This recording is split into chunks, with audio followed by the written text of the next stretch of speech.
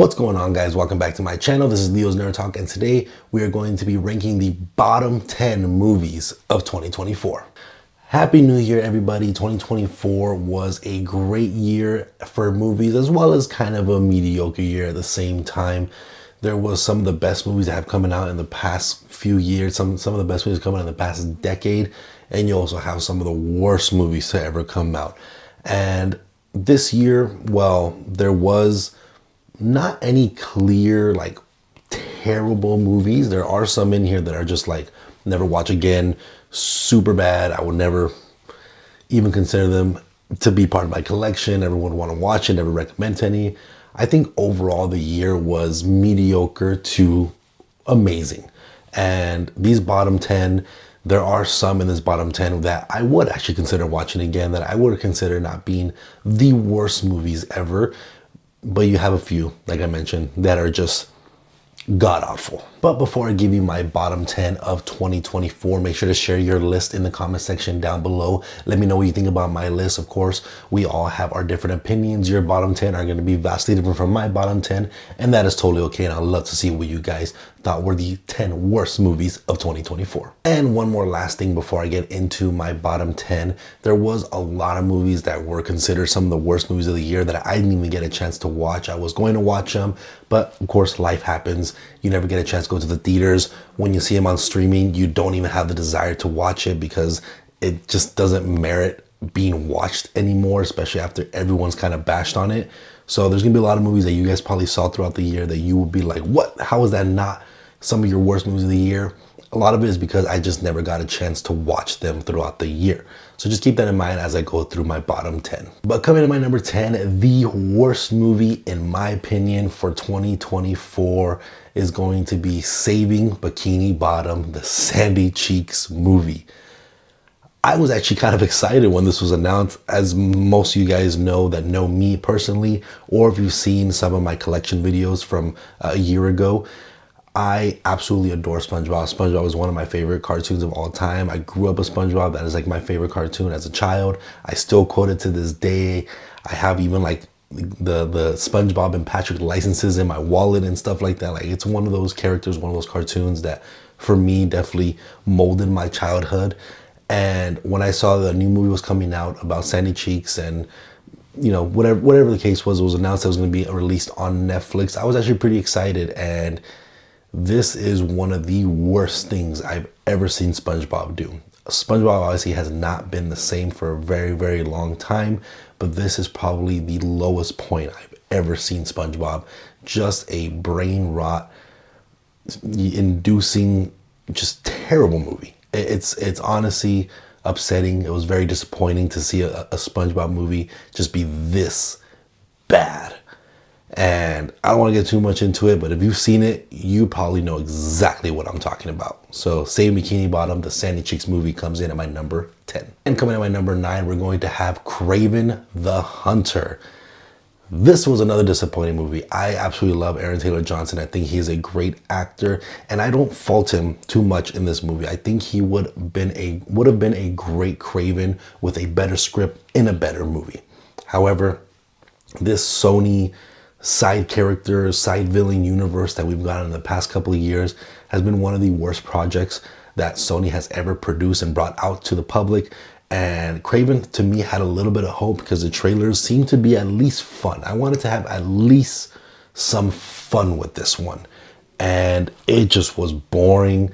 It had a terrible script. It felt like Craven was hardly even in the film. It felt like it dragged so long. Some of the worst CGI, some of the worst acting and cringiest line delivery. It just fell apart so hard to the point where I would, like I said, this is my number 9. So I would, of course, watch the movies above this more than this one. And the next one, you'll be probably surprised. But it just was not at all what I was expecting. I wasn't expecting a great movie. Like I said, the Sony universe that we've gotten here is not on a great track record, but I was at least expecting a little bit of fun. And this movie didn't deliver anything for me. But coming to my number 8, we're going to have Madam Web, another Sony side character project that just fell flat on its face. I had zero interest when this trailer came out. It did not look interesting to me at all. It just didn't seem like any of it was gonna work.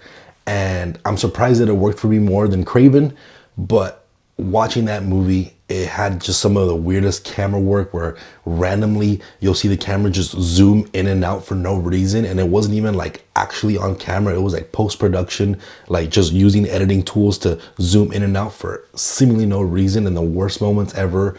It was an origin story that I actually had no interest in. You know, at least the trailer made it seem like we were going to see all these different variations of Spider-Women, and you don't get that at all. It's all from dreams and visions, and you just have some of the worst acting again, some cringy line delivery, cringy moments.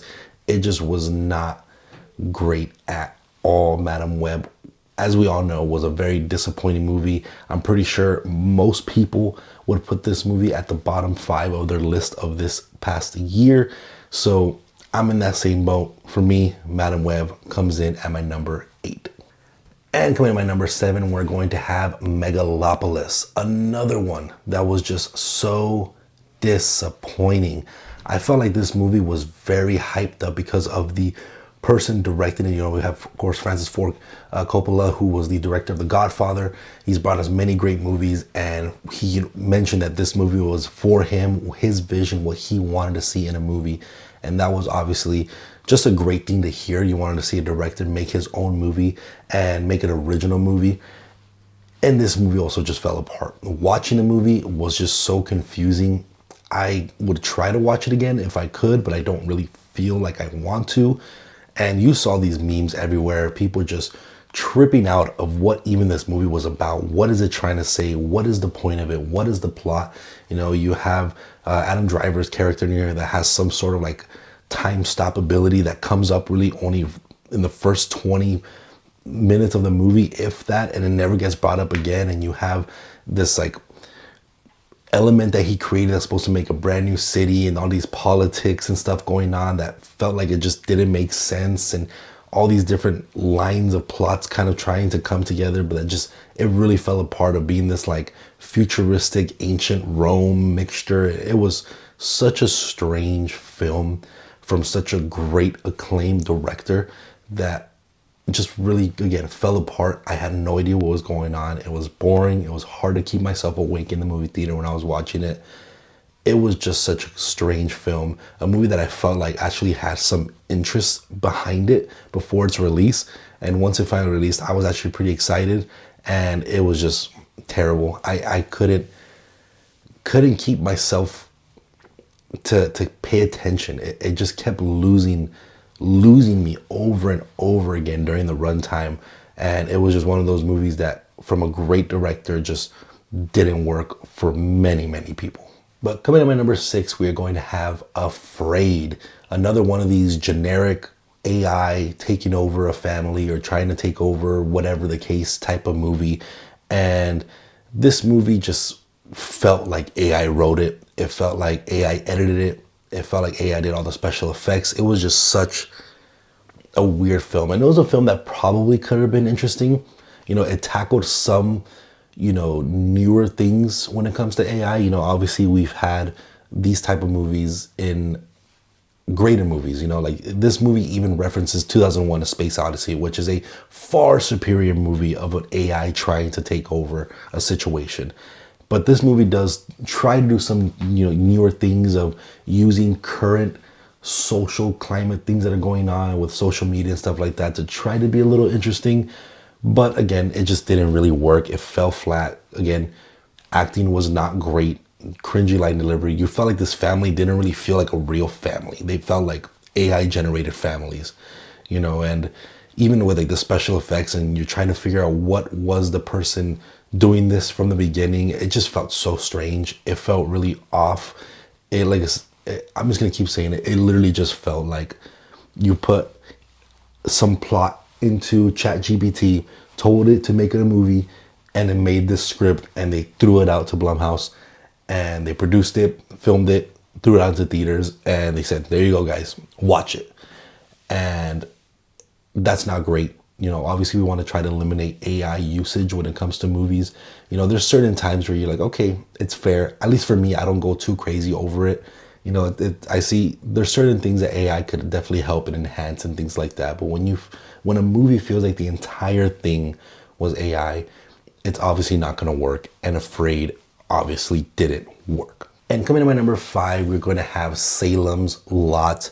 This was a vampire movie that I was actually kind of excited for. There was some good moments in this movie that I thought were actually generally kind of creepy, or pretty cool imagery, some cool effects. I'm always going to be someone that's going to be into vampire movies. I love vampire movies.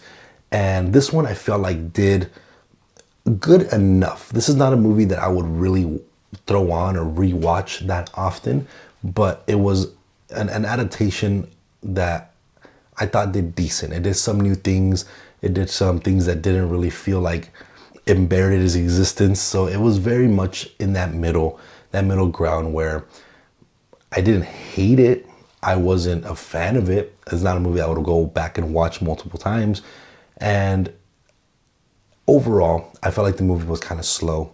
It didn't lean so much into that horror element like I wanted it to. It felt very bland and boring and slow at times.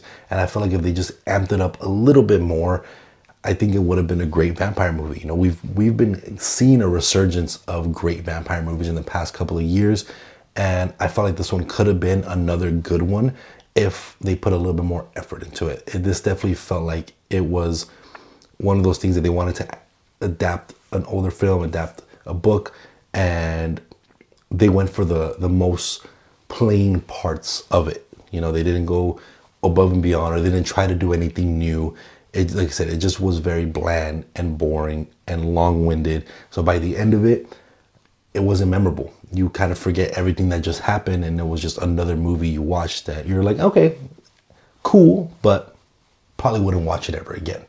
So Salem's Lot, again, didn't really work for me. I know some people actually genuinely enjoyed it, but for me, it was just too boring. And coming to my number 4, we have Sting.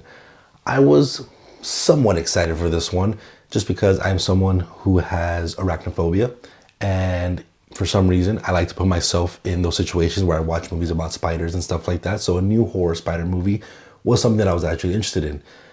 But I just didn't like the way they approached this one, of it being like this alien spider that fell from space in this little meteor that this child wants to keep as like a little pet, and it just kept growing bigger and bigger and bigger. And it could have been cool. It kind of had like that 8-legged freaks type of cheese to it. But again, it wasn't a movie that I thought was trying to take itself too serious, where the silly parts just felt too silly and the serious parts felt like they just didn't belong. And I didn't really think the spider really induced that fear of spiders in me, at least personally. I don't know if it did for other people that have arachnophobia, but for me, I didn't feel that arachnophobia fear like I do like an 8-legged freaks. And I just thought it just felt like a generic like monster movie with a family that doesn't feel like a real family. Again, very cringy dialogue, a very basic, boring plot of being stuck in this like apartment complex, and they can't have like no really real way to escape. A spider monster thing that I didn't really care too much about. I didn't really fear. I never felt like it was around every corner about to attack. It was just, again, another very bland horror movie that tried to attempt that arachnophobia avenue, and for me it just didn't work. It didn't lean into that fear too much, and I wish it was more so like Infested, which I didn't get a chance to see, but I've seen a lot of clips of spiders everywhere, spider webs. You feel like the spider is, no matter where you go, it's gonna be near you, and I never felt that way. And especially, even there was some practical effects used with the giant spider in Sting, but there was some really horrible CGI moments that just threw you completely off out of the movie. So Sting was one of those spider movies that just didn't do the arachnophobia fear effective enough to really merit watching it. And I just felt like overall it was very cringy, and it just wasn't a good watch, something I wouldn't really see myself rewatching. But coming to my number 3, we have Ghostbusters Frozen Empire. I actually have some decent fun with this one. I like the Ghostbusters movies. The last one, Afterlife, probably being like my favorite one. This one, I felt like the stakes weren't as high as they made it in the trailers. Like they were trying to make this feel like this was like one of the greatest enemies they were going to face, and they needed to group everybody up to attack it. And I just didn't feel that. I didn't feel like the stakes were high enough to really merit that. You know, they definitely tried to kind of nostalgia bait you a lot with bringing back every cast member who was at least still alive, and you know, putting that on the poster, everybody in one scene with their proton packs fighting against one ghost. You know, they try to make this huge epic battle, and it just didn't feel like that. I felt like there wasn't as much stakes as in Afterlives or any of the other previous Ghostbusters. It was fun. I think the concept or the idea of it was actually kind of cool, and this kind of lore behind this like ice monster, I forget what it's called, but like being frozen by death literally. I thought that concept was cool, and I think they could have done some unique things with it. But by the end of it, it felt pretty lackluster. It felt like another rinse and repeat type of Ghostbusters movie. It felt like they were trying to nostalgia bait you way too much with the original cast. There was a lot of things going for it and a lot of things going against it. It's definitely a movie I would rewatch. You know, if I was binging the entire Ghostbuster franchise, I wouldn't dread rewatching this movie, but it is probably my least favorite of the Ghostbusters franchise that had the original cast at least. And coming to my number 2, we have Venom 3: The Last Dance. Another one of those movies that was fun. I can't say that I didn't have a good time with it. I thought it was actually generally pretty funny. There was a lot of good jokes in it that actually made me chuckle, made me laugh. I still obviously love the camaraderie between Venom and Eddie Brock in all these 3 movies. That's probably been one of the best portion of the film. However, I do think the plot of this movie was, again, a little lackluster. They tried to make it seem like this was going to be this one big final battle between all the different symbiotes and different aliens from different places, and they teased Noel like crazy for him to not even be in the movie. Really, he wasn't even like the main threat of this film. So like it just felt like it was going to be this big epic battle between Venom and Noel and all the symbiotes and everything like that, and it just wasn't that. This felt like this adventure felt like if Venom was a TV show and this was episode 3 of season 2. That's what this felt like. It didn't feel like a genuine story that should have been told. It just wasn't that impactful. And it sucks because the first Venom movie was surprisingly amazing in my opinion. I think that was one of the best supervillain movies that the Sony project has been released. Let There Be Carnage was okay. I wish they did more with that movie.